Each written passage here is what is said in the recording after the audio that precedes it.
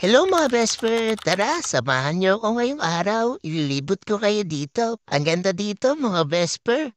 Malawak na naman yung matatakbuhan ko. Ayan yung Wow! swimming pool, napakaganda. Tapos dito yung kusina. Nalagay na kaya yung chimkin ko dyan? Parang wala pa akong naaamoy ah. Sino kaya may hawak ng chimkin ko? Ay baka nandito pa sa loob, hindi pa nilalabas. Kaso mukhang wala. Ito yung upuan para sa mga marites dyan. Dito nila pag-uusapan yung buhay ng may buhay. Habang yung iba magsiswimming dyan sa magandang swimming pool. Teka, parang alam ko na kung sino may hawak ng chimken ko. Ate, nandyan ba yung chimken ko? Nako, kalimutan nyo na lahat. Wag lang yung chimken ko, ha? Ay, sorry, nagbablog pala ako. Sabi ko nga pala, ilibot ko kayo dito. Parang gusto ko na mag-swimming dito, ha? Kaso hindi daw ako pwede mag-swimming dito, eh. May batang gusto nang mag-swimming, oh. Kaso mukhang hindi pa pinapayagan.